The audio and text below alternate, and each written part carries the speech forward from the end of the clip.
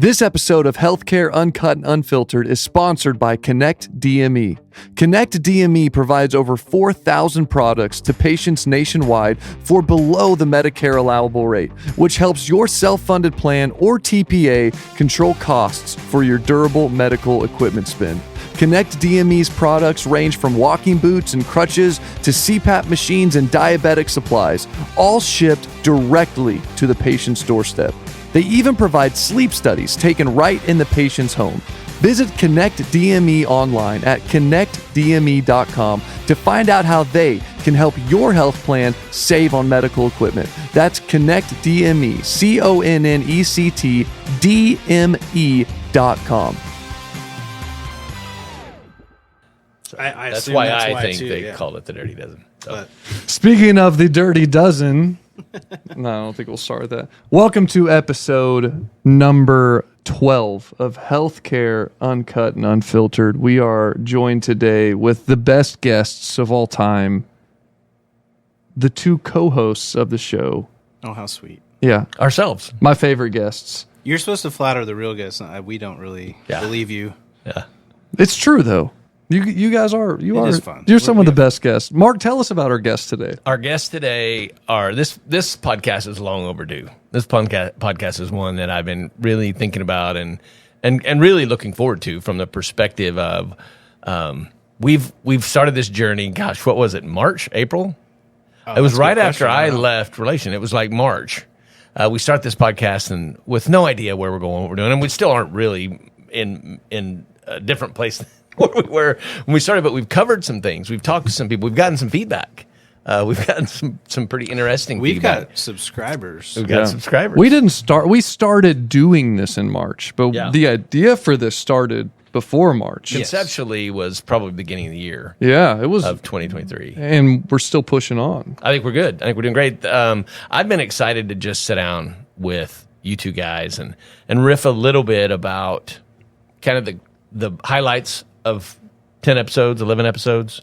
Talk about some more of the bourbon. I mean, to me, that's we've started early. Just go ahead and toast the bourbon. Cheers. We'll get be a sip here in a minute, but and to just kind of be with each other. That's good. And kind of be together and kind of talk about what life's been doing. We're coming into the fall and winter season, and a lot of things have happened while we've done this. One that comes to mind is saving people from choking. I've saved two people from choking. Since then, you're not up to 4? Nope, still at 2. Okay, I am. Something's going on there. I am actively aware, more so than ever, of people's swallowing food. I'm watching ingestion. I'm ready. I'm the guy. You have a little bit of a phobia now, don't you? It's not a phobia. It's more like a little bit of pride. It's a superpower. Yeah, it's. Do you need saving? With great power comes great responsibility, and I feel like it's not a burden anymore. You know, I watch everybody chew, make sure they're chewing enough, and for Christmas, Brandon's getting a cape from me that says "Choke Master." Yeah, choke saver. Choke. Yeah, I don't know what we could do. We got to be careful. He needs a superhero name, though. Yeah, it does. Heimlich man. Choke's not a word you necessarily want in your name. Oh, but it's so funny. It is. I know this whole time I just didn't realize that I had this ability, so I've been leaning into it. I'm gonna go on the internet and find a cape. I'm gonna get him a cape. I think he needs one for Christmas. He probably already has one. I've got several capes. More. I got a lot of capes, man. But the choking, burning the house down comments, the Jody broke her butt comments. She did. Gosh, we've done some things. We've had some fun. We went to Kansas City. We had a good trip in Kansas City. Yeah, that was fun. Had some good barbecue. Yep, real good barbecue. Mm-hmm. What was that called? Gates. That was we went to Arthur Bryant's. Arthur Bryant's. Arthur Bryant's. Right. Wasn't Gates. Yeah. We should have tried several while we were there, but not enough time. It was good. That was my first time really there. It was a quick in and out. Because there's better barbecue, I will say that, in Kansas City. But you got Arthur Bryant's going to be pissed if he hears this. He will. He does listen. Sorry, Arthur, but you didn't get my order right, so. That's how they didn't get Brandon's order right either. I don't think they got any of our orders right, but we were happy. Yeah. Which is the beauty of it. They didn't get my order? You don't remember that? They just hand you what they hand you, and you're like, yeah, sure. You don't talk back? Okay. Get what you get. They get like part of it right. Yeah. You know, but there's barbecue on there. Between all of us, we had plenty of meat Yes. to consume, so it was fine. Yeah. It was fun. And it was delicious. I enjoyed the heck out of Kansas City. We, our guests, Troy and Dr. Smith in Kansas City were amazing. I really believe that there's more juice in the squeeze with Dr. Smith. I'd love to get him back 100%. In and get him on and get him start the bourbon first and get him loose and get him talking. But I sure enjoyed having him. Found out he's listening. He's taken time to listen. And we can bring wine, Dr. Smith, if you don't want bourbon. Absolutely. Dr. Smith's listening in. He is. Shout out, Dr. He's Smith. made some comments. Thank you, Keith, for I say doctor. Is it Dr. Smith? It is Dr. Smith. Yeah, Dr. Keith Smith. Yeah. PhD. Here's the deal to get him on another podcast. We go live from Opus Prime. Oh yeah, he loves that. I love that Transformers. They have an amazing wine selection. It's wild. He said, not Optimus Prime, Opus Prime. What are we talking about? It's a steakhouse. You never seen Opus? Over there off Memorial and is it? Memorial and Western? I'm a simple man. B-Love went in Transformers. Santa Fe. I love it. I wear my capes. I protect people from choking. Mm-hmm. I do this podcast. That's it. What more do you need to do? That's all I do. And what are we? We're doing something with Optimus Prime. Opus Prime. Your new hero name is now going to be Heimlichus Prime. Yeah, yeah, that works. That works. You did a lot of whiskey tours, or you did at least one. I know you went to the bourbon capital of the world. I did two. I went to and tasted a little whiskey in Nashville not long ago.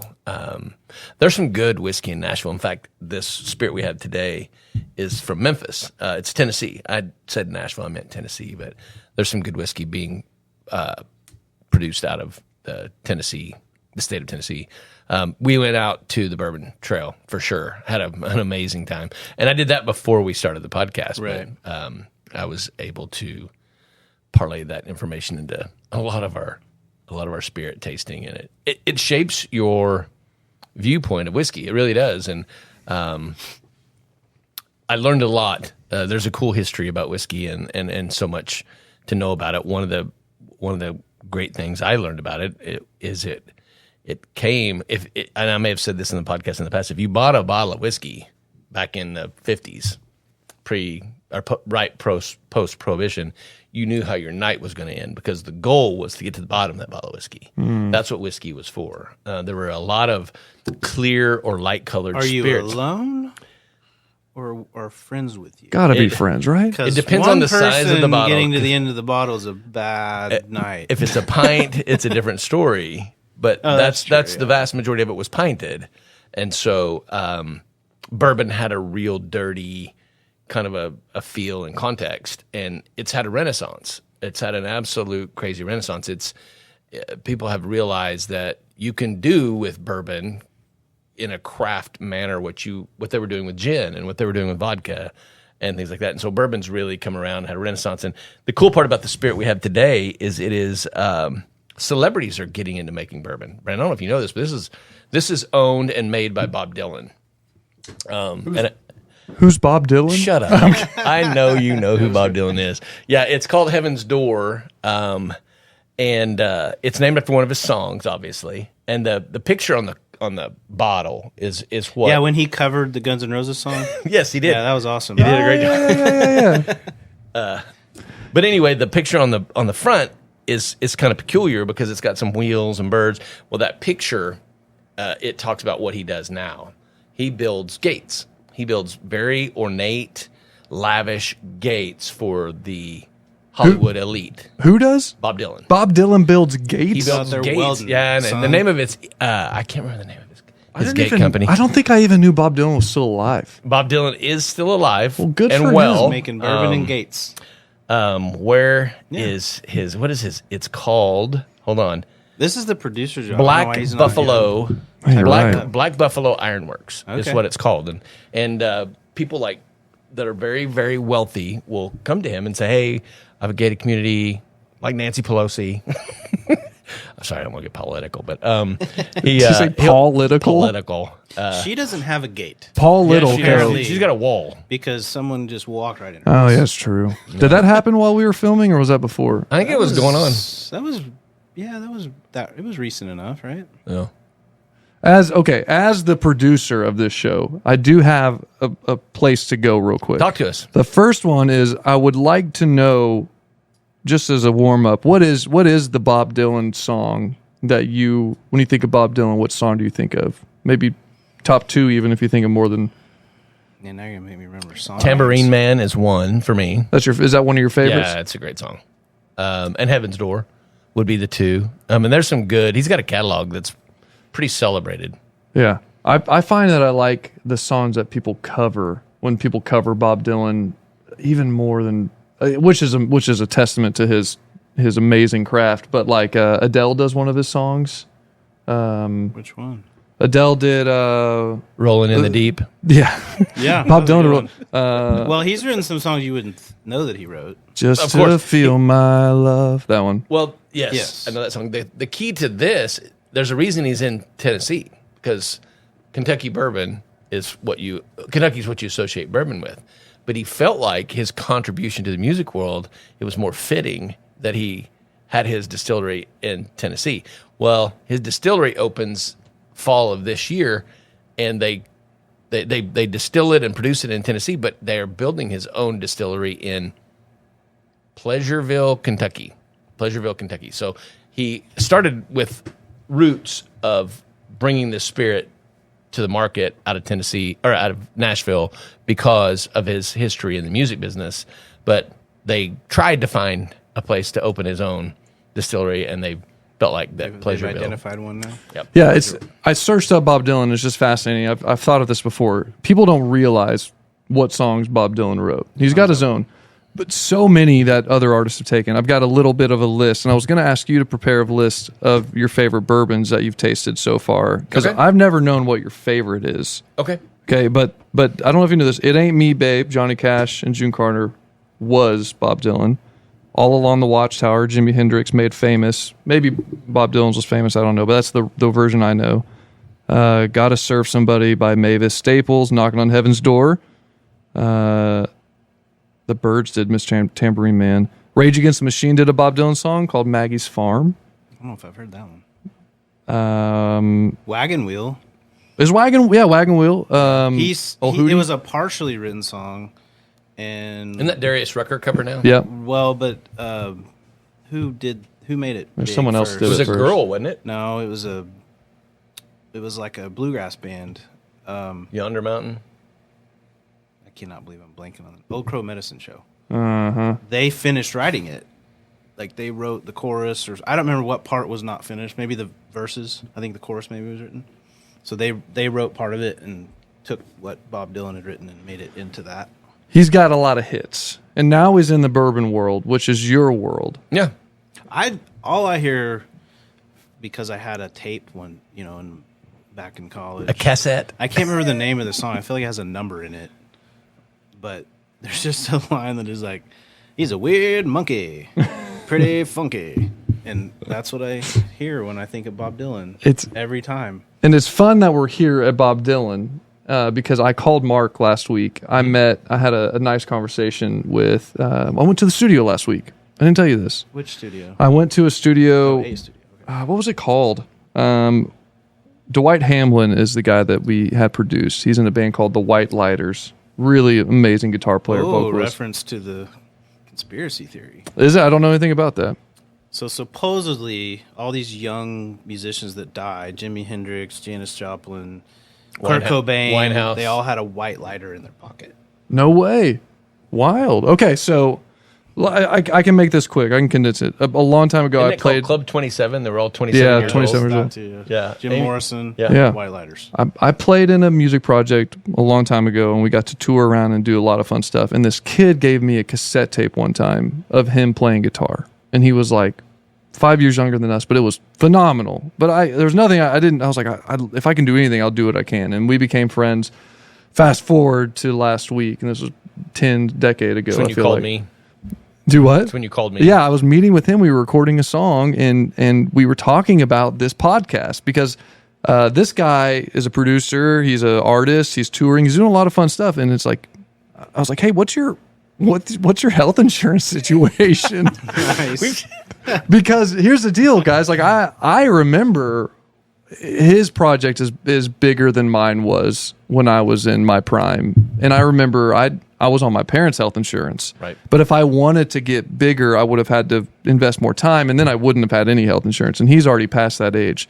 So I was like, "What are you doing for it?" And he's like, I just try not to get sick. Oh, that's a good plan. Yeah. And so I was Seems like, very proactive. I was like, man, you know what? Like, I should get you on here on our podcast. You come talk to us and like, at least let us give you some ideas. Cause he didn't like, there's even some, we're talking about medication that like maybe his wife would take. And I was like, you can get some of that stuff for free. Like you could email them and let them know your situation. And they have those CARES programs, but people just don't know. It's like, of course, knowledge base. So I called Mark last week and I was like, hey, I was gonna ask you, what would you recommend somebody do if they're, the front man of a band that's successful and they just work these gigs and one-off things? What would you say? And you know what he said to me? He said, let's talk about it on the podcast. So I'm curious, what would you say to somebody who is trying to make it in this artistry world, but they've looked at the price of where they've looked for health insurance. I said, it's sticker shock. Not for me. Yeah. Not for me. And that's an amazing question. And I'm glad you brought up, and Alex, you'll weigh in on this, I know, because what we have discovered when you drug me out of the publishing world is that you can navigate this healthcare world with cash. You really can. I mean, you can go and navigate this healthcare world with cash. You just got to know the questions to ask. Mm-hmm. My advice to that individual, being an artist, probably 1099, everything he makes, he pays his own taxes. It's all just kind of, he doesn't have a every 2-week paycheck. Right. He's making money as he gigs or as he teaches or as whatever he does. But anyway, find a doctor, get a gym. As much as you pay monthly for Netflix or you pay monthly for Hulu or you pay monthly for YouTube TV or you pay for your gym membership, whatever, pay monthly for your doctor. Well, and be specific. Find a direct primary care. Yeah, that's obviously that's kind of, you guys know where I was going, but for the listener, for sure, DPC. But you need to call a guy named Matt Tipton with a company called Doopl, DOOPL.com.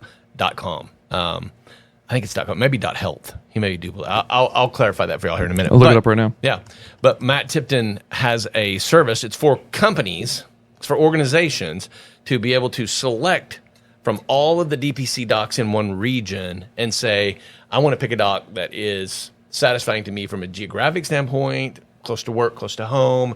Maybe they're a DO, maybe they have OBGYN in their office, maybe they're female, maybe they're male. There's several reasons why somebody will pick a doctor, but I would tell this gentleman, find a DPC doctor and start paying monthly for you and your family.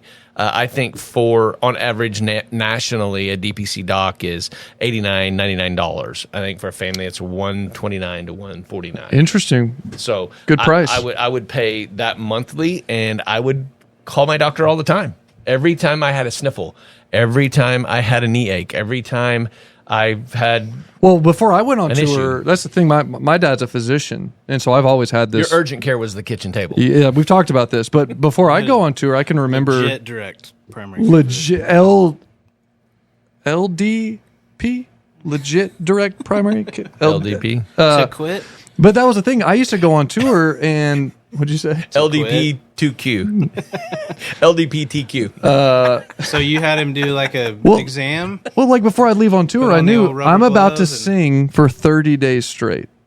Like I have one day off every 3 days or something, and I was like, I'm going to lose my voice. And he's like, well, let's get you some, prednisone in case that happens. So I'll prescribe it, and you can put it in your carry-on, and if something happens, you have tools on the road. It was just having access to medication, even like on the front end, rather than having to call somebody. And I feel like that's a relationship you can really build with Of course. with the DPC, direct primary care. And the additionally, direct primary care is the key to all healthcare, to me, in my opinion, and what I do and how I present healthcare. Direct primary care is the key because that doctor will refer you to other places. That doctor will write your prescriptions. That doctor is the rudder that steers your healthcare. Well, these DPC doctors used to be owned by health systems. They used to be owned by the Integruses and the SSMs and the sisters of the world in the healthcare business, and they got fed up with it. They got fed up with being told they had to turn their emergency or their exam rooms over in 7 minutes. They got fed up with not being able to treat everything that was wrong with the patient. They could treat one thing and charging multiple copays and really fleecing the patient. They got fed up with it. They got tired of it, and they said, "Screw this. We're going to get away from the health system. They're not solving they're not helping me deliver medicine like I want it, like I was trained to deliver medicine."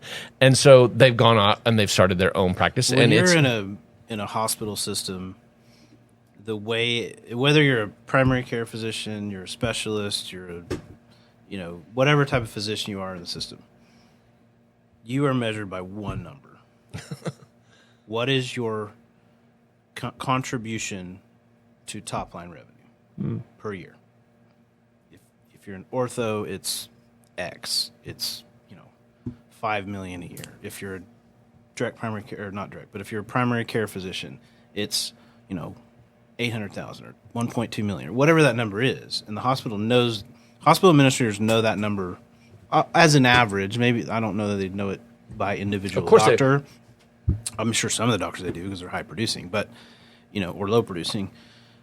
But on an average, they're going to know our primary care physicians produce X per year, on average. Our orthos produce X. Our neuros produce X. Mm-hmm. Our cardiologists produce X. OBGYN, all of them, which creates a culture of it's not really about caring for the patient. It's how much revenue are we producing and we're not contributing, and so if you're not contributing, if there's ever even a mention of, hey, primary care group, we have a little message for you, you're down on average 20% over last year, so let's pick it up, and you're like, well, what do you mean? Like, turn exam rooms over faster. I'm treating the patient. Like, what that leads to is it really shouldn't be their problem, but it becomes it when they hear.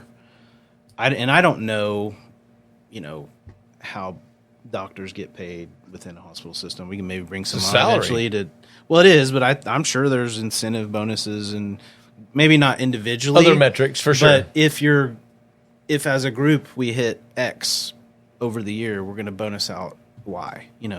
That's probably there. I don't know, but the incentive becomes money as opposed to and churn.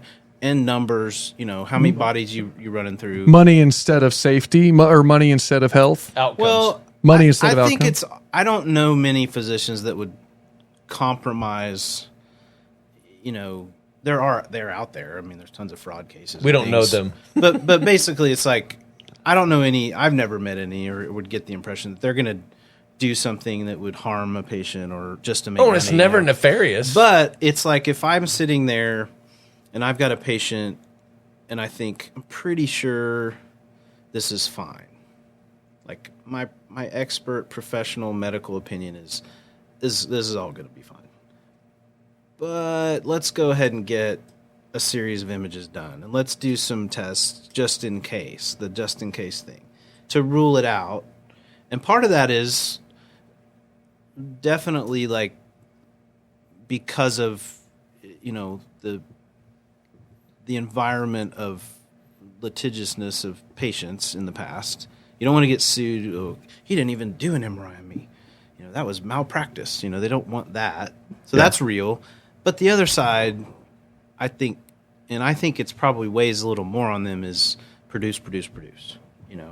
Because, you're doing what's in your best medical judgment.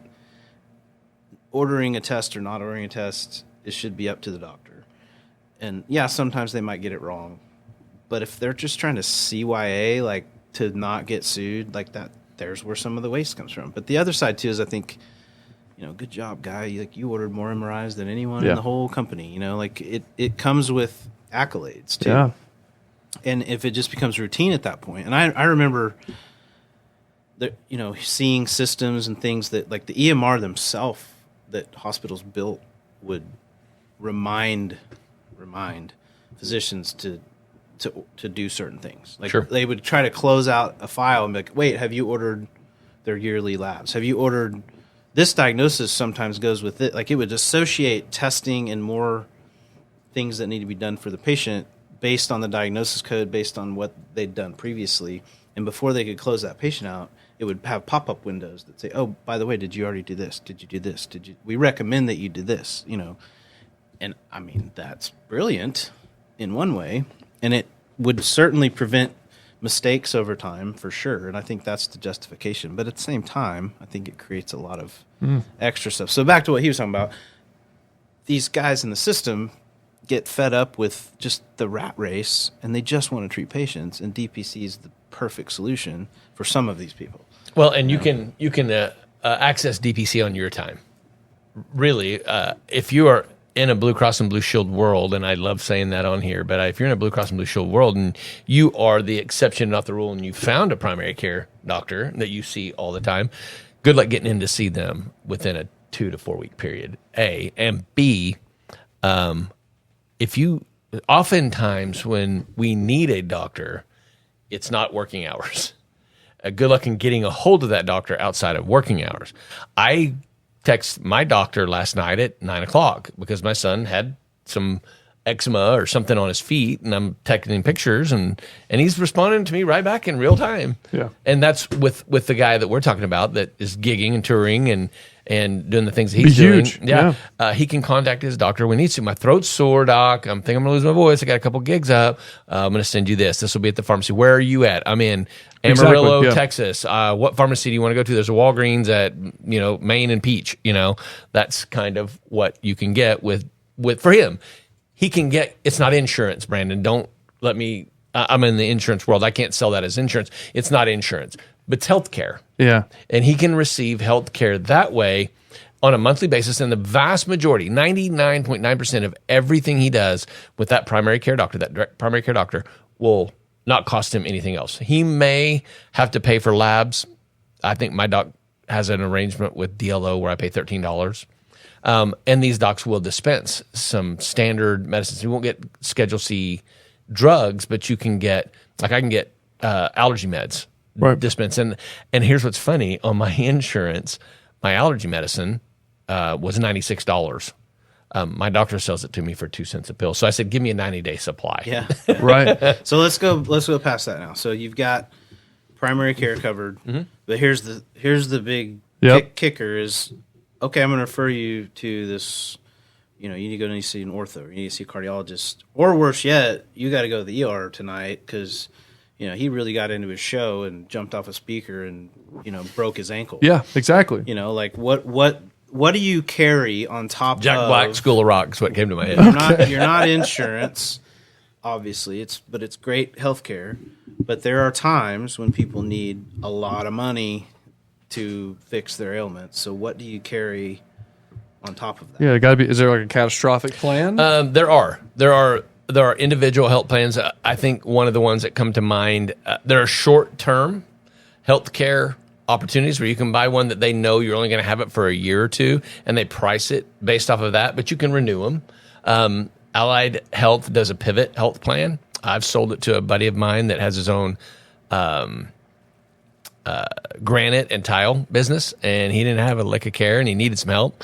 And it's not going to be a platinum or a gold plan, but it will offer you some catastrophic help. It'll offer you some hospitalization.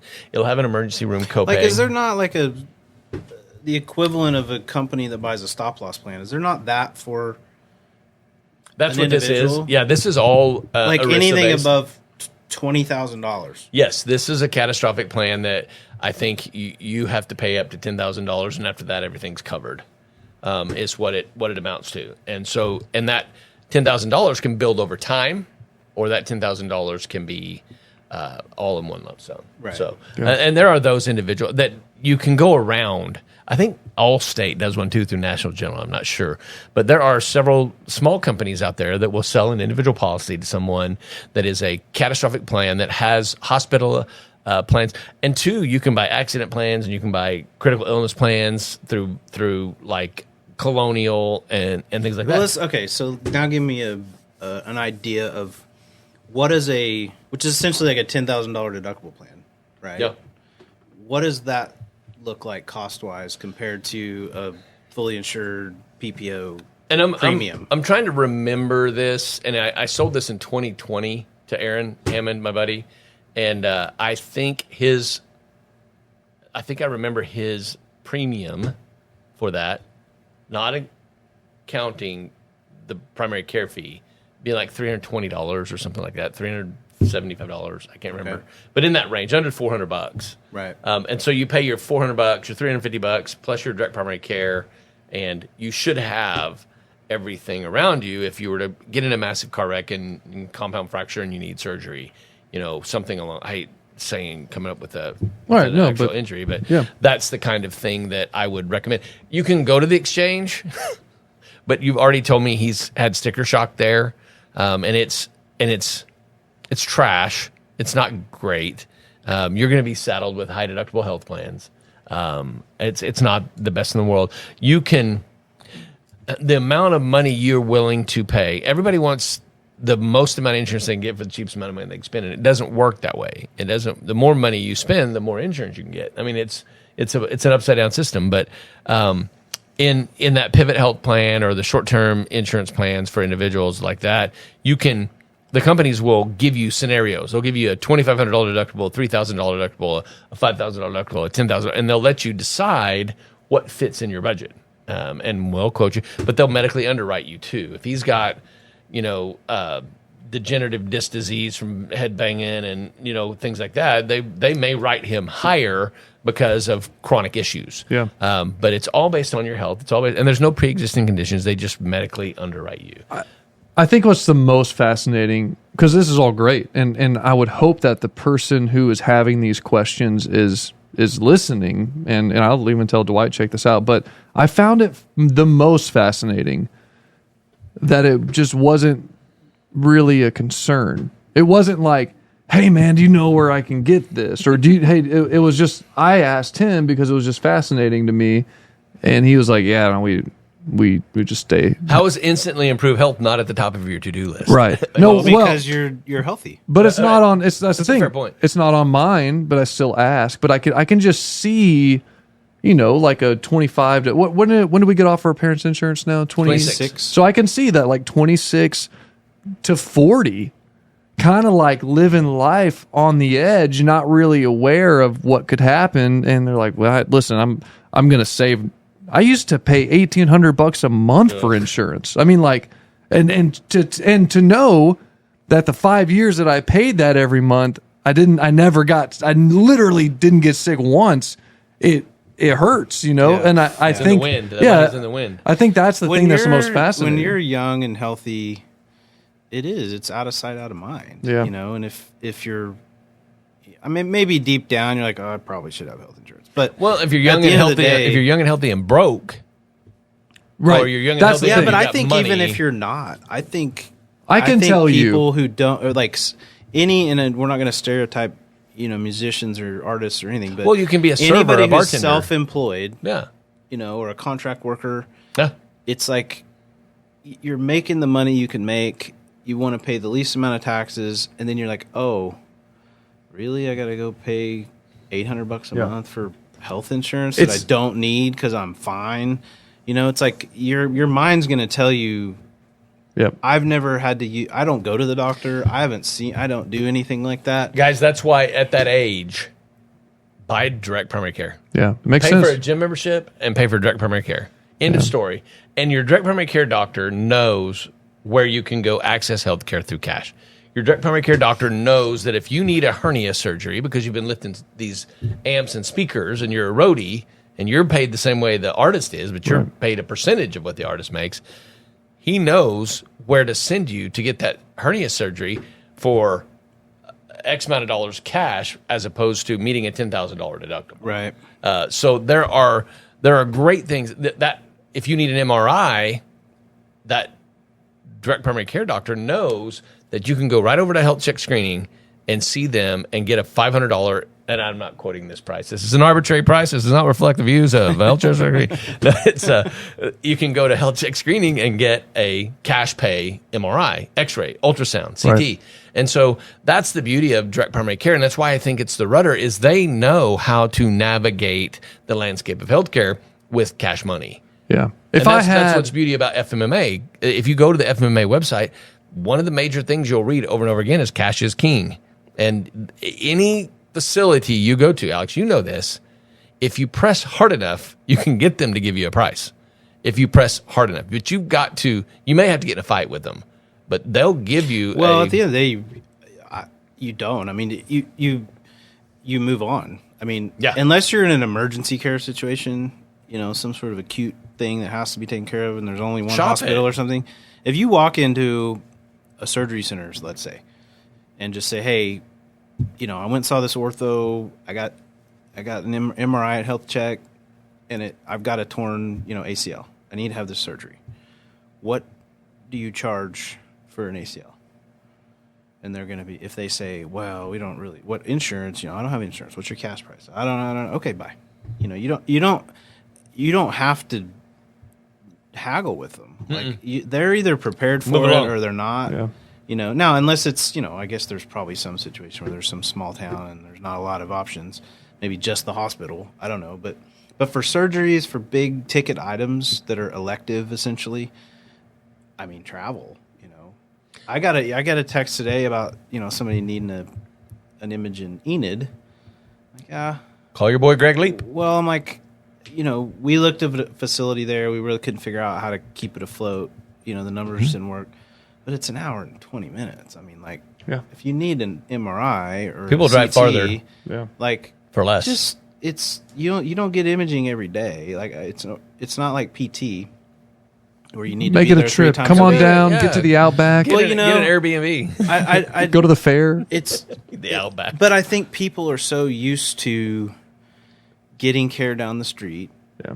And it's almost like it closes their mind to that's the only option. Like, no, I mean, microwave. When I was a kid, like, I remember, and I'm sure this happens to this day, but, I have family way out in western Oklahoma. I had family in kind of rural Colorado. And, when something serious was going on, they're going to the doctor in the city, whether that was Oklahoma City or Denver or whatever. But it's like that was the reason to go to the city.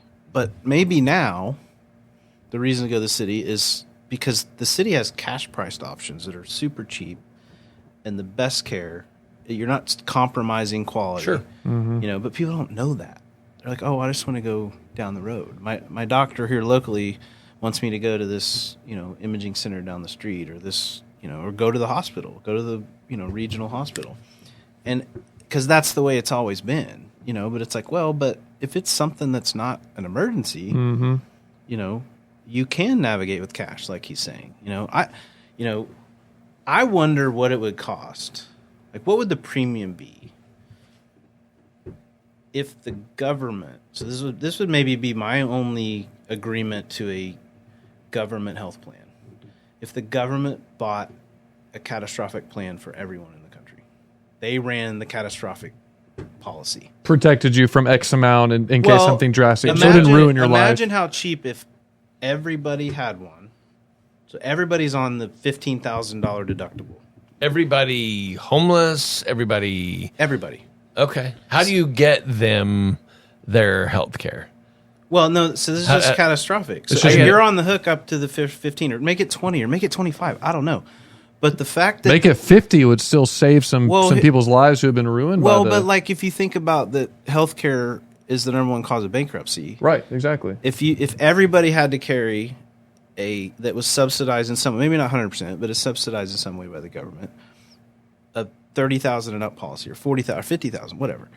Make it whatever number it is, but to where it only costs the government subsidizing a few $100 a month per person, right? They're spending more now on everything else, and then it's up to you to fill in that $20,000 gap. Yeah. You go to DPC, you go to whatever, and you could fill it in with cash price stuff. Because most people aren't spending $20,000 a year. You're dealing with those, whatever the stat is, the 5%, is 95, whatever, how do you say that? Like 10% of your people cost you 90% of your costs. Yeah. You know, 80% of your expenses from 20% of your right. people. You're trying to 80-20 figure rule. out that 20% and control those costs, but the other 80, they're pretty much covered because they can pay for a little bit out of pocket. They'd rather go to the cash place. They'd rather not deal with all the $1,800 a month in premiums that they don't use. Like it's like we do that for self-insured companies. Like, here, buy this stop loss, but you're on the hook up to X, and that makes your plan a whole lot cheaper because you're not paying premiums to Blue Cross, and who knows what they do. But you pay a premium for that. You understand that, right? Well, you do pay a premium, but it's way less than what you would pay if you just bought a fully insured plan. No, it is, but at the end of the day, there's risk there. The risk is what? The reason that the government doesn't buy everybody a plan is it's risk. At the end of the day, insurance is financing health care risk. It's not financing what we will spend. It's financing what we could spend, what could potentially Right, but there's happen. a cost today for that plan. Right. There's a cost. There's a number. Yeah. And if one company got all the clients, that cost would go down. It would, but they don't want to take on that risk. They don't want. Why not? They take on risks all the time. They don't want it. That risk is gargantuan. That risk is crazy.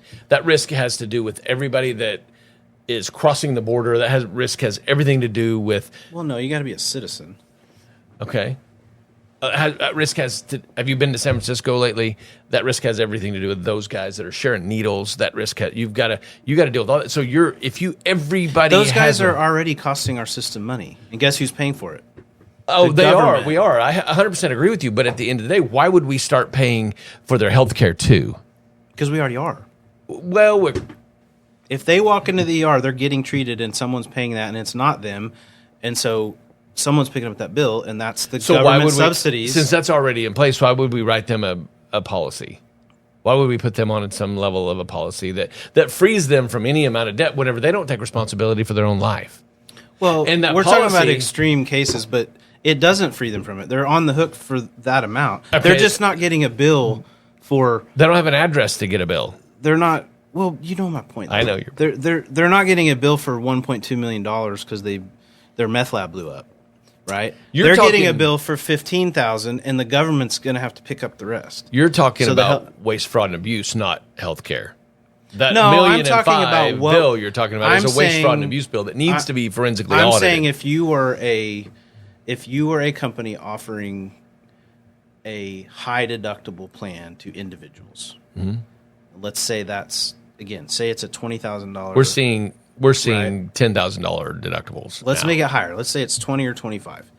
And I said, what's the price of that today? If I just want to go buy a catastrophic plan for just me, I'm on the hook for the first 25 grand. I'll take that risk. And they say, oh, it's $250 a month.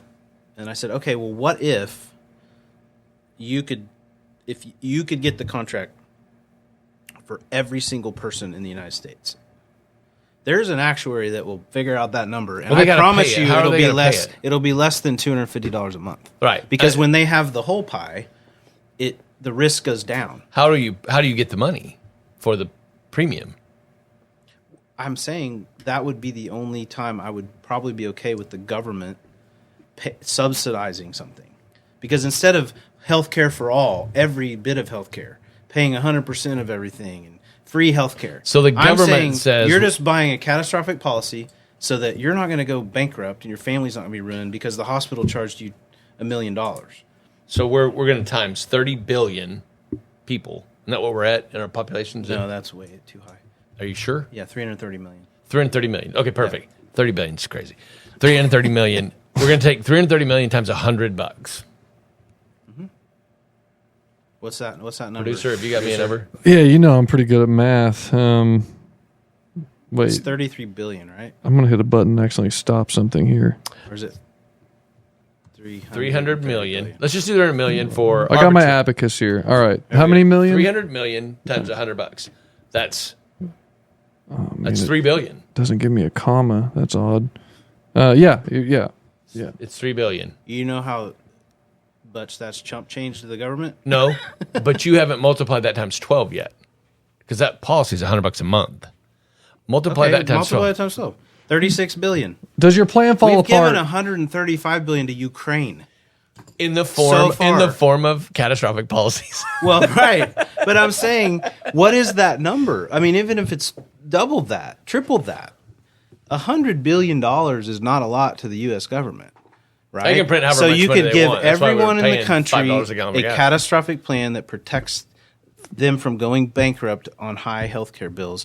And then you imagine if you're an insurance company, it'd probably make all the insurance companies mad.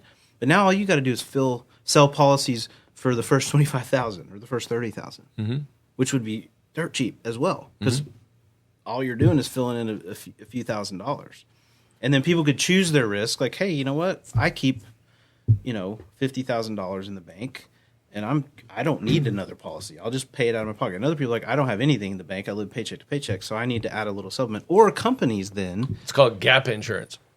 Companies then could now buy policies for their employees that are only up to $25,000, which is also super cheap, which is cheaper than what they're probably paying now. So I don't think solving some of this. I mean, it doesn't still address the overcharging and the hospitals' bills being outrageous and all that. But it's just always like made me think, like, as soon as I started learning about self-insured stuff, I'm Sure. like, well, why don't we just sell catastrophic plans to people This that would is be cheap? absolutely not the direction I thought this podcast was going, but I like it. Yeah, I like I it do. I too. think it's really cool. The direction it's going is Alex is about to start running for office so he can get this platform Right. out and about. It is interesting running for office. Like, I don't want to. Let's just put that on the table, and I never will. But policy that shapes healthcare. You know who we need to get in here and have on a podcast? Mr. Curry? Aaron Curry. Yeah. Aaron Curry, if you're out there, you're invited to our podcast right now. If you haven't subscribed to Healthcare Uncut and Unfiltered, shame on you. I know, Aaron. Come on. Yeah. AA Ron. You done messed up, AA Ron. You done messed up, AA Ron. Oh, dear Lord. Aaron Yeah. Curry is running for the Oklahoma State Senate. Yeah, he's promised me I can be his healthcare czar. There you go. I like that. I would, yeah. Czar. Can I be the assistant to the czar? You can be the Because czar. I'd rather I'll be have the- that card than the czar itself. I'm Not the assistant czar, but the assistant to the czar. Yeah. Yeah. We'll call you Dwight. Yeah, I'm not a Second czar Dwight on our level. show today. Yeah, I'm assistant to the assistant. That would be awesome. But yeah, policy is interesting. Like, I just watched Painkiller. Have y'all watched that yet? I love that I show. heard of it, I haven't seen it. It's intense, isn't it? And The there's Sackler family. there's like, another pushing, follow-up. There's another OxyContin. Yeah. it's a It's not over. It's a docudrama series. Matthew Is it Broderick. HBO? Ferris Bueller's in it. It's Netflix. Netflix. Is it Netflix? Yes, it is. I think it's Netflix. It's yeah. Netflix. And it's a about multi-part how- series. It's so good. All right. It's scary though. So this No, it hurts. This drug got approved, which I don't know if this is true. That's how all drugs get approved. But you'd think it'd be like FDA committee and they review all the stuff and then you get stamped yes or no. It's one dude gets assigned a new drug to review the case. Who now works for Purdue. Yeah, so he said no.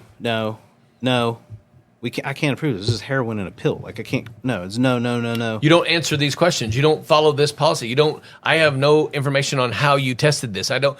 They had a room full of mice. I don't want to. Well, it doesn't like spoiler alert. Fine.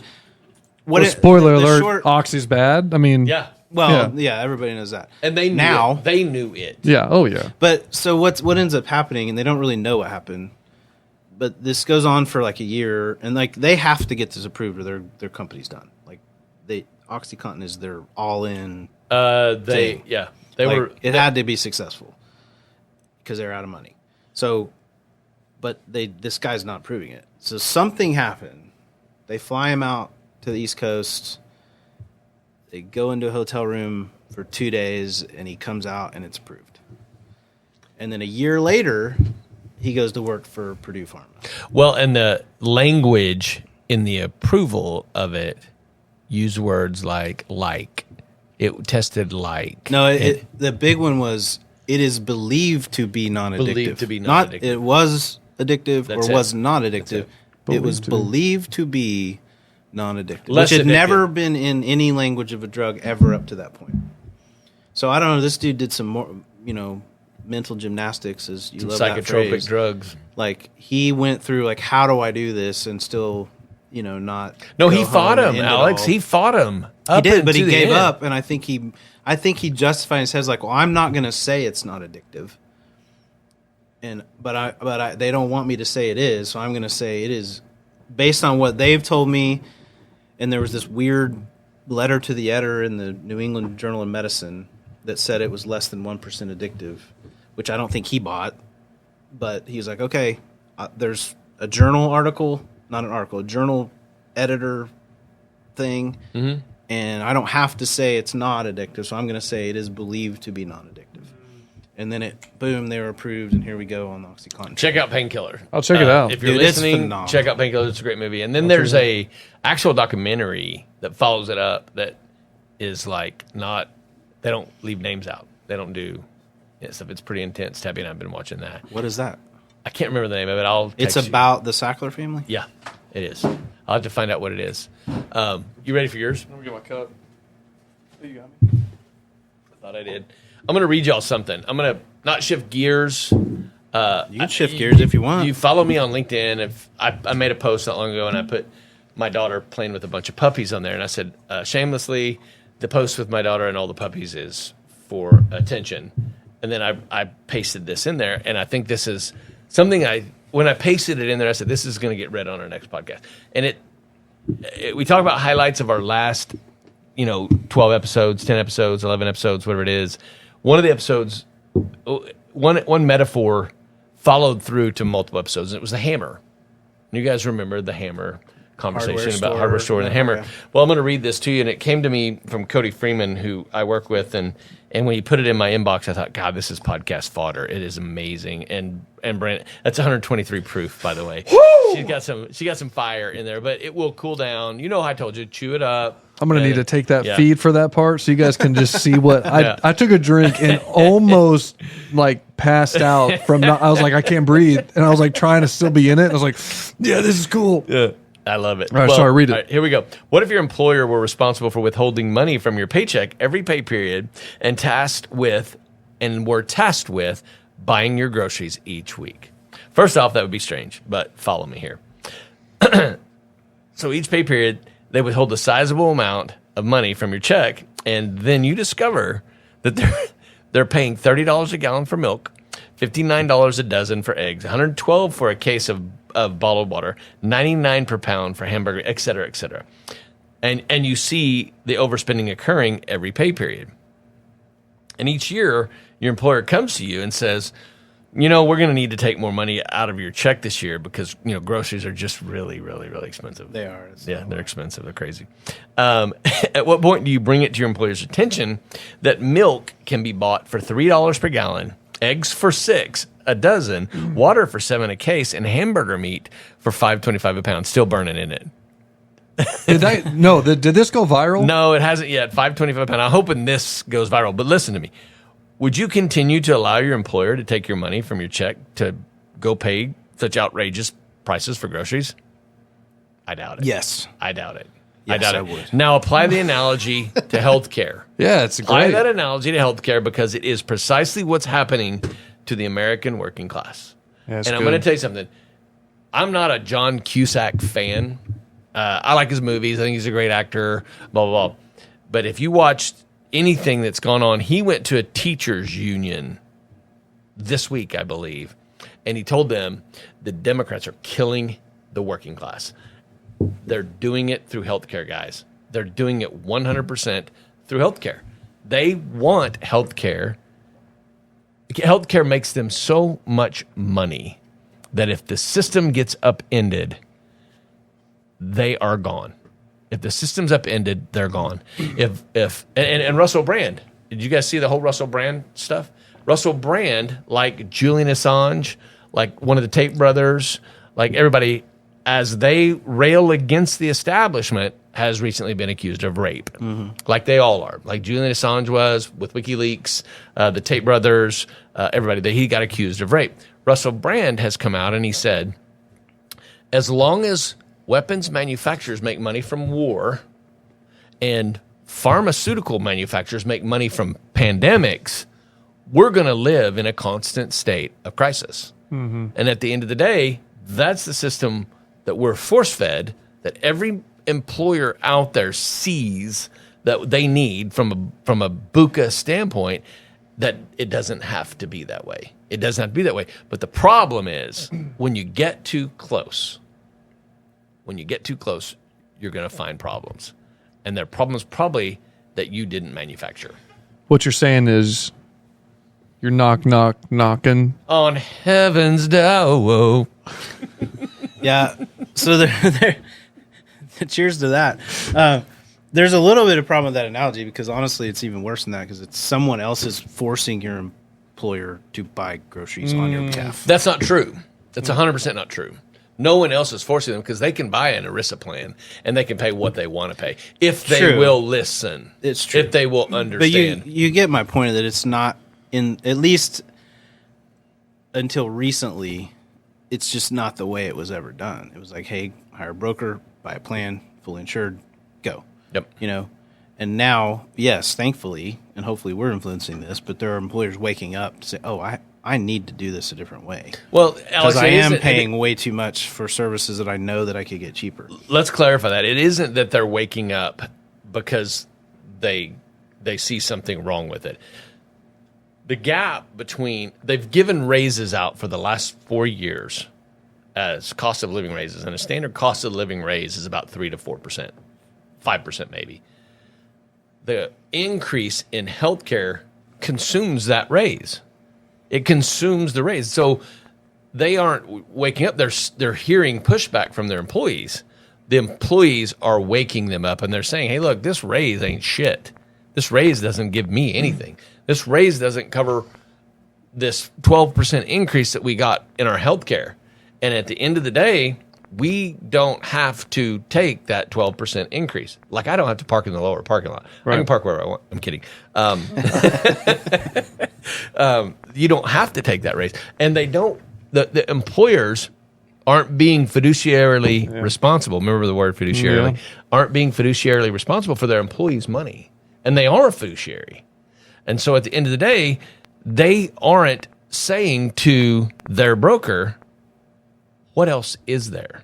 They're not asking that question. Right. The employees are telling them. The employees, we had a group of employers walk out of a job here not long ago because they were fighting over whether men and women can use the same bathroom or not. We are dealing with a situation where there is going to be, it's going to be hard to hire or keep employees because we're not able to substantiate, we're not able to withstand this delta between gross domestic product, wages, and healthcare costs. Because here's what I will tell you. I just did a renewal for a group of mine that minimal claims. They're self-funded, little small group, self-funded, that minimal claims. That nothing. And the analysis of their renewal wrote, no ongoing issues. Group had a great claim year. That's what they wrote about their claim year. 7.2% increase. You know what they attributed the 7.2% to? Inflation? They called it trend. It's trend. Oh, it is a trend. I love those trends. Oh, it's a trend. When I can ask people for money and they give it to me. I don't have those. The trend is this. I make more money now. And I don't necessarily feel like I earned it. Yeah. You know what I'm saying? I'm going to get another. Well, if you notice, or at least I subscribe to some healthcare news feeds, and the last few weeks, there's been the titles of the articles are expect the largest increase in premiums since whatever year, I don't remember, 2009 or 2011 or something. And I'm like, oh, they're already putting out a PR campaign to increase. It said an average of 8.5. Do you remember during COVID, whenever United Healthcare came out and said, free vaccines, free COVID shots, free this, free that? I went to every group I had and I said, nothing in the healthcare world is free. Mm-hmm. You will pay for this down the road. Renewals are going to be freaking astronomical in the next 4 years.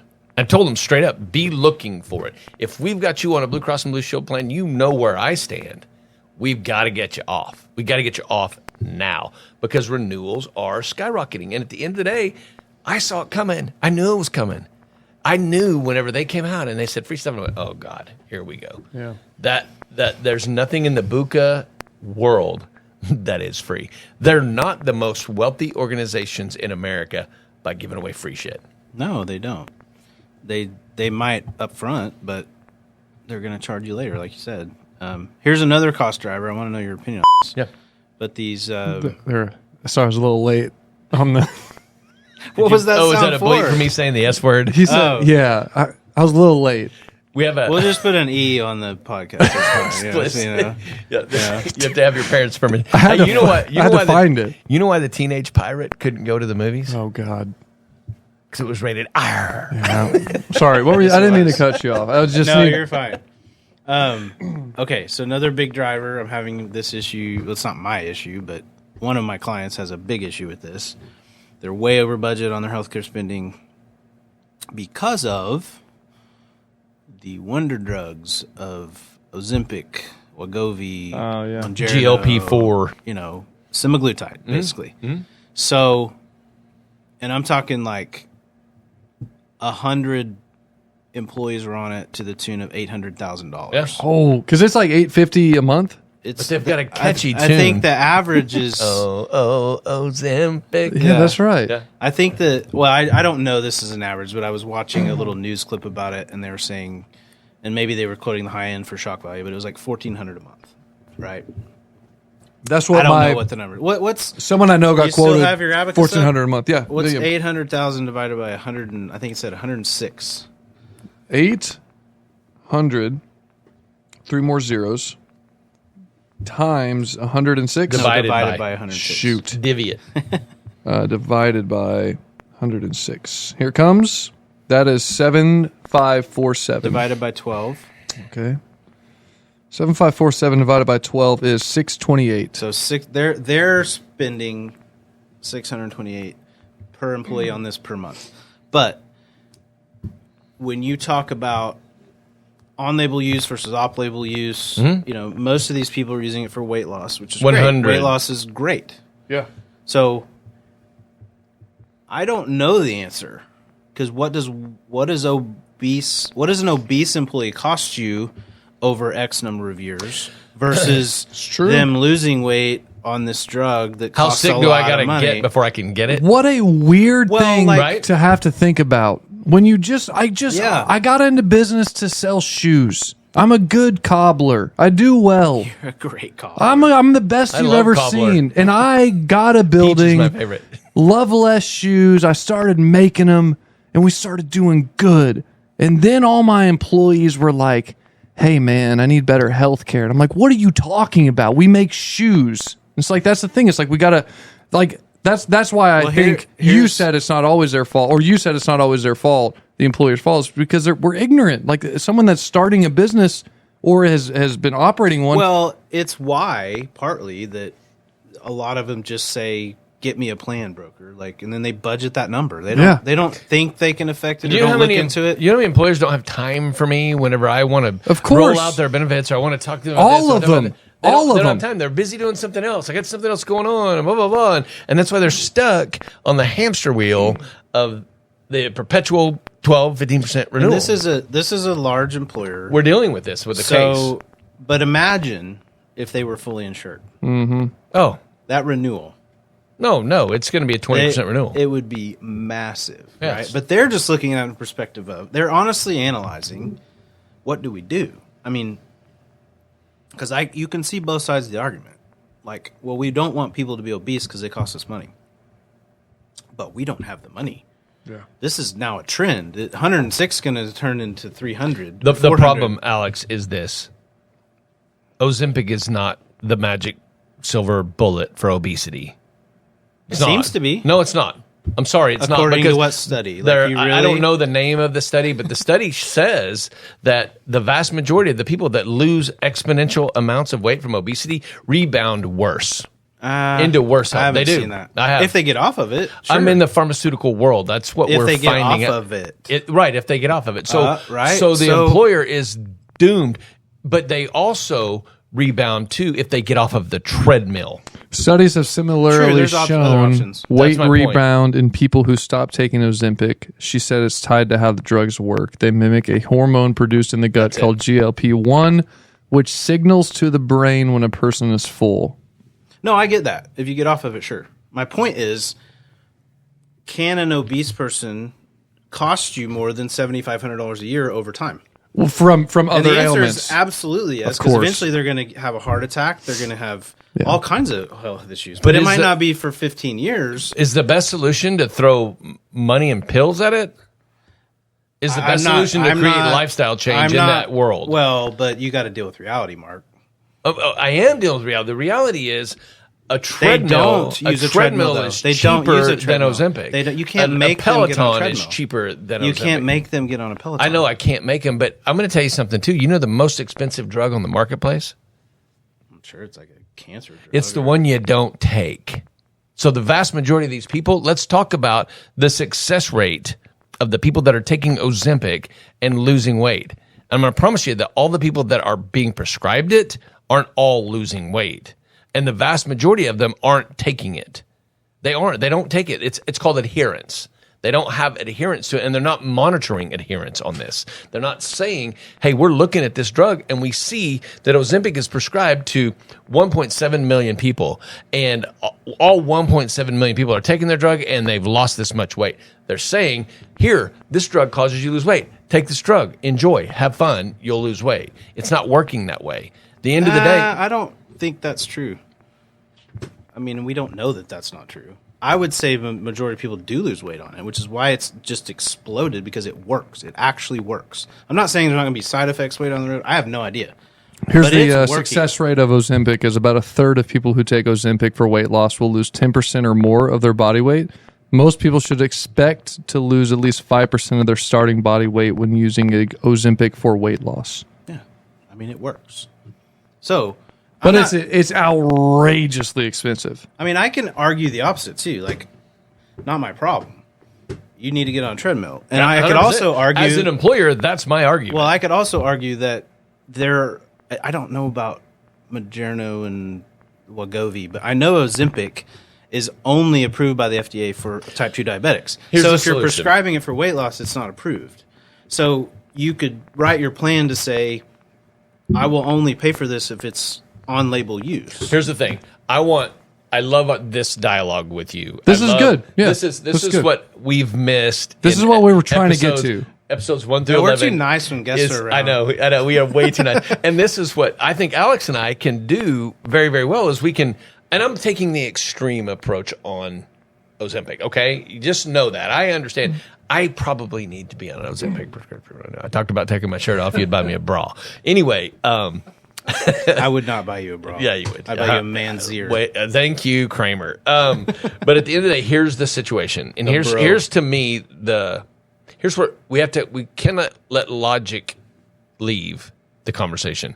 Logic to me says, as an employer, I've got 150, 200 employers, and Ozempic has, and I'm going to take you all down a different path here in a second. We may need some toilet paper. You may crap your pants when I talk to you about this, but logic tells me that Ozempic for weight loss can be available to you at a 50% coinsurance, arbitrary number, if you've tried a gym membership and you can prove it, if you've got a treadmill in your house and you won't get on it, if you've done the things, if you've shown effort, you've shown an ability, if you really want to lose weight and it's not just a damn pill, show us that. Well, it's no different than like people have to do that for bariatric surgery. 100%. Lap band or whatever. Gastric like, bypass, yeah. We're going to approve this, but the stipulations are you got to do X, Y, Z first. Yeah. And I get that. You- I would be on We board need with to that see 100%. the receipts of your groceries for soda. How much soda are you How many years out are we from Ozempic being generic? The biosimilars usually. Well, guys it's wanna- already generic. And it's still that That's much? just no. They added some other stuff called Ozempic. Semaglutide is ready and available and cheap, and they're about to shut it all down because the pharma wins every time. yeah. It's you can go to they a like compound their pharmacy. $1,600 You can go to a payment. compound pharmacy and get a Have it built. semaglutide compound with what other peptide you want in it for probably $300 a month, $200 a month, whatever the price is. Yeah. But Ozempic's like, wait a second, government. We have this great new weight loss pill and this diabetes pill, and these guys are out here just free flowing, and they're not approved by the FDA, and we are. Honestly, the FDA is going to say no more semaglutide compounds for weight loss or pre-diabetics, and then it's over. Do you know what the methodology, what the process is for the generic emergence onto the marketplace? 17 years? I think it's a 17-year patent. And Is it 17? Yeah. I think it's 17 years. Yeah. Do you know how long Vyvanse has been on the marketplace? I have no idea. August the 24th, Vyvanse was on the marketplace for 17 years. August 24th. Thank God. It was on the marketplace. There is a generic on the way. Thank God. For Vyvanse. And I'm going to tell you guys, this is a happy time for a lot of employers. And I think Ozempic will do this. I mean, unless they shut it down like what you're talking about. I want to pivot. I want to pivot to what I told you guys we're going to do. And we can circle back to this. We're running on We're at an hour 10. Okay. Woo! Yeah. Oh, yeah. And I'm okay with that. But here's and that is 130 proof, isn't it? I know. Isn't that great? Yeah. I said in a renewal, not a renewal, we were doing an open enrollment assessment for a group I have here locally. I'm not going to name their name. I know we name names, but I want to keep this one quiet. The group that came in and talked to us about their healthcare spend gave us a little bit of a footnote at the end of the conversation. And they said the government is recommending, and I'm paraphrasing, I'm not quoting this exactly, I've one or two of those, but they said that the government is recommending that every organization out there offer gender-affirming care. And if you decide you don't want to offer that, we will need a hold harmless statement from you saying that you're not going to offer gender-affirming care. Do you know how expensive gender-affirming care is? I don't want to know. Yeah. I don't think. Yeah. At the end of the day. I guess it varies. At the end of the day, the administration we live in, I don't want to make this political, they are telling organizations so much so that third-party administrators are saying, we're going to need a hold harmless statement from you if you decide you don't want to offer gender-affirming care. Brandon, when I say gender-affirming care, what do you think of? Surgeries, things that would probably cost a lot of money. Hormone blockers. Yeah. Stuff like medical castration. Would be included, I guess. Of course. Changing your sexuality other than what you were deemed to be at birth. I think it is on the other side of science. I think it's defying science. I think it slaps science in the face. But we're being told in the healthcare space that if you don't offer gender-affirming care, we need a hold harmless statement from you. Because if somebody comes after you, we want out. We want to be out. Otherwise, we'll pay all your gender-affirming care claims. Yeah, I mean, I think it does become a little bit... Ozempic's going to look really cheap, Alex. Right, yeah. But there's a lot more obese people than transgender. I don't think you need many transgender people to equal the obese people. 70% of this country is overweight or obese. I literally have a buddy right now who was so excited. He went to his primary care physician, and his physician said, "Hey, you're a candidate for Ozempic." And he was like, "Dude, it's a big deal because he's been trying to lose weight. He's got terrible genetics, probably the worst genetics you'd ever we could do a whole podcast on this guy's genetics. I love this guy, but he's got a bad hand dealt." He was so excited to finally be able to start shedding some weight, maybe, and he found out he wasn't unhealthy enough for insurance to pay for Ozempic. Well, so on label is for diabetes only. So if he keeps trajecting towards the direction he's trajecting, he will get type 2 diabetes, and then he'll be able to get Ozempic. It's not just anyone that's type 2 diabetic. It's type 2 diabetic, and there's two stipulations under that. It's if you're type 2 diabetic and X and Y. Yeah. It's not just But regardless, it's still it does seem to me that there's several barriers here to being able to take Ozempic, which is one, the money. It's very expensive. People don't realize how expensive it is. And two, the qualifications. you were both already kind of talking about, like, if they made the qualifications a little bit more drastic, like you have to have a treadmill or you have to have this, try this. But this guy, my buddy, he should be like a perfect candidate for this thing.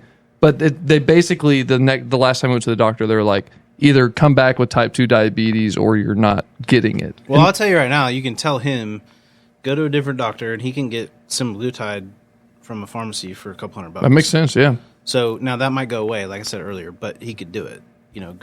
There's med spas that do it. There's like go to a compounding pharmacy Well, you'd need to get Creative Care in Edmond is a compounding pharmacy. It'd have to be prescribed either way. But you can go to a med spa, you can go to a direct primary care physician, you can go... Broadway Clinic. There are five. If he's going to a system primary care doctor, a Mercy doctor or something, they're going to prescribe the brand name. Ozempic. There are weight loss doctors that'll prescribe it. But yeah, you go to, there's clinics out there. That makes sense. See, and it's knowledge. It's understanding how it works. But listen, Brandon, I want there to be no misgiving about this. The vast majority of obesity, and your buddy aside, I'm not railing on him. That's not my point. The vast majority of obesity out there can be overcome, treated with thousands of other things. Metformin will help treat obesity. You know what metformin is? Metformin's a diabetic treatment. No, I know. I'm on it. Okay. I was pre-diabetic. Yeah. But I wouldn't say there's any weight loss benefit. There is weight loss benefit because metformin causes you to evacuate like you've never evacuated before, from what I understand. But that's like that's not real weight loss. It tells me that these people are full of shit. We are no, dude. Like, I'm so kidding. We could get deep in the weeds. We probably need to wrap this up. But I mean, the problem with obesity in this country is not just. Yes, there's some sedentary lifestyle things that need to be addressed, but our food supply is crap. That is literally killing us. Our processed food, sugars and everything. The government subsidizes high fructose corn syrup, and it's in everything. Everything the government subsidizes food-wise is horrible for us. Why do they do that? Stop doing that. They want us to be zombies. Let's have healthy food, organic, clean food. You will lose weight. Like again, lately everybody's posting these pictures of like the beach in the 70s and everybody's thin and everybody's tan and nobody's wearing sunglasses and blah, blah, blah. Like, what happened? Like, well, a lot of things. Sunscreen happened. Sunscreen happened, and that's a good thing to a point. You still need vitamin D. I think the entire country is lacking. Are you guys aware that your eyes are the key to you getting a sunburn? Yeah, we learned this from Huberman. I'm sorry, what? This sounds fascinating. Your eyes are the key to you getting a sunburn. Your mind understands what your eyes see. And whenever sunshine comes into your eyes, you produce a chemical in your body, and I can't remember the name of it, that will help you will minimize the level of sunburn you get. You serious, Clark? That's why sunglasses are a deterrent. You can wear sunglasses out in the sun and get sunburn worse than you would if you listen. Yeah. If you start out in the sun, let your brain discover that this is what you're doing, and then throw your sunglasses on. This crazy guy stares at the sun every morning. Yeah, that's intentionally. That's where I thought you were going. Yeah, Huberman talks about that. He says, and I don't like subscribe to it, but I'm always down to try something. Listen, if I see a group of people doing something, like let's say NASCAR, right? I don't get it. I haven't They delved drive fast, turn left. I haven't delved into it yet. But listen, I will learn about it. And anytime I see a group of people enjoying something, I will figure it out. And Andrew Huberman said he looks at the sun every morning, and he has thousands of followers who do the same thing. And he says his day is better because he gets 10 minutes of direct sunlight in his eyes. And I was like, you know what? I'm not gonna look at the sun, but I can look at my phone and the sun's in my eyes, and it's I'll try it. I don't care. I wasn't going the Huberman route. The verdict is, even if it's placebo, I feel great. There you go. I feel great. Probably because you just got up early and watched the sunrise. I met a guy. Could be. I'll take it. I met a guy in the golf business a long time ago named Mark Strimple. I hope he hears this, but he's a pharmacist up in Midwest City, Oklahoma. And Tabby and I had been married for 2 or 3 years, and my mom and dad were coming around the golf course. I was at Moore Golf and Athletic Club, and we're coming around the golf course, and Placebo is where I'm at. Mark's a pharmacist up there, and my mom, and he overheard me talking to my mom. She's like, when are we going to have babies? When are we going to have a grandkid? You know how parents get. And Mark goes, I've got the perfect birth control for that. It's called Obicalp. And I go, what? Yeah, it's placebo spelled backwards. Oh, okay. I was like, what? Oh, the As a pharmacist, he had the right answer. I thought it was absolutely great. So I hope I get to Mark Strimple and he listens and Shout out to becomes a Strimple. subscriber. Absolutely. Mark's Pharmacy in Midwest City. I think this bourbon, is it bourbon or whiskey? It's bourbon. This bourbon is probably the most potent we've ever had. I don't know. It's the most potent I've ever had. And I did ask you earlier to make We a don't top have 10 a list. Do we? We need to have a list. I was hoping that you would maybe tell us your top 2 before we got out of here, but we're at an hour 20. Okay, King of Kentucky. Oh, you It's like maybe King the of best Kentucky? bourbon I've ever laid my lips on. We haven't had that here, right? No, we've not. It's about $1,600 a bottle. I need to start ranking these. I'm the average guy who course. all I've ever had are these. Like this, whatever we just had, Heaven's Door, took me to a place no other bourbon here so far has taken Well, I me actually threw some psychedelic mushrooms in there. Yes. You are now tripping. Oh, man. I had Elmer T. Lee the other night. What proof is that? Do you know? I don't know. What proof is this? 123. And it's Elmer T. sounds Lee's like a not lot. like an over the top, but it was really 100 good. proof, bottled in bond. You know what bottled in bond means? Bottled and bond? Bottled in bond. Bottled and bond? This You don't have to episode act so is surprised. we don't have time to talk about bottled and bond, but next episode, whenever we do, I'll bring a bottled and bond Heaven Hill or something like that, and we'll sample that, and I'll explain to you what bottled and bond means, and then this 123 proof will some light will shed on that, and you'll understand a little bit about what proof is in whiskey. But I say that I was at this place in Fort Collins, Colorado, and they had an extensive list, but then they had their off-list that I asked for, and they had birthday bourbon. Oh, it's amazing. Can you guess what Was it pour? one pour of birthday bourbon was? $140. 125. I went for the Elmer T. I've never heard Lee of this. Birthday 'cause bourbon? This Yeah. Old Forester makes They produce this it once a year, birthday bourbon, and and it's a blend. I've had it. It's good. Problem amazing. is, I had it at the very beginnings of my bourbon journey. So I started with like the best ever, and so I'm like, I wish I could remember what that tastes like to compare it to all the ones I've tasted since then, and I just can't. Like I don't have a reference, but it's. I'm sure it was delicious. I will rank King of Kentucky up there with any of it. Woodford Double Oaked is amazing. I'm a Peerless fan. I like the Peerless Double Oaked a lot. But are you liking the bite or do you like the smooth? What is your palate? Man, they all have their own. It's like fingerprints. You know, they all have their own identity. King of Kentucky was not like drinking whiskey. It was whiskey. We knew it, and there was no doubt about it. But it had the heaviest caramel. Oh, I like that. I mean, it was just an unbelievably beautiful bottle of whiskey.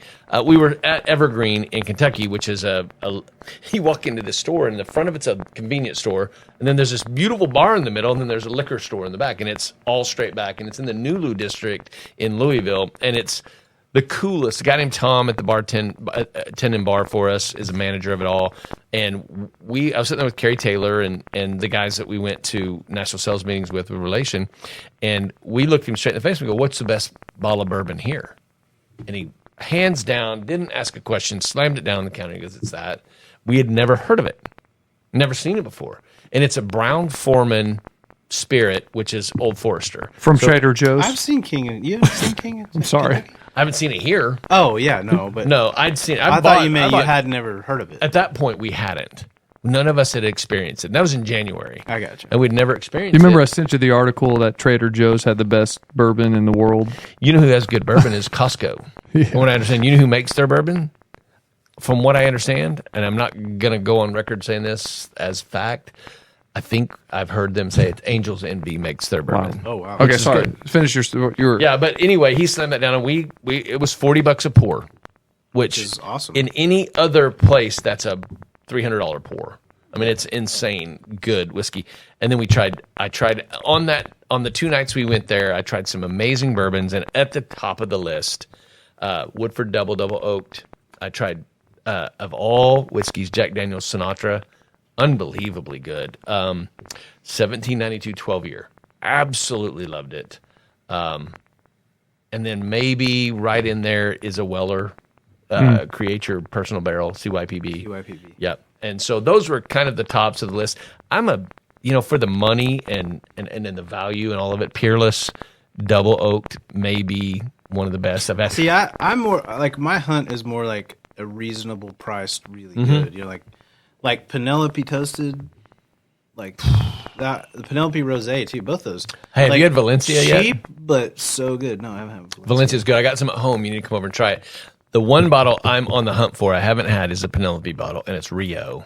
I don't know if you've seen it or not, but it's a beautiful, beautiful bottle. But at the end of the day, this was a $60, $70 bottle. You cannot touch it now for about $250 to $300. Oh wow. They're hard to find, but they are. It's a good whiskey. Love the idea of getting my hands on a Penelope Rio. Every Penelope offering. My favorite with Penelope is rosé cask. Have you had rosé Yes. cask? Oh my god, so good. That's a unique cornucopia of amazing whiskey flavors. It's amazing.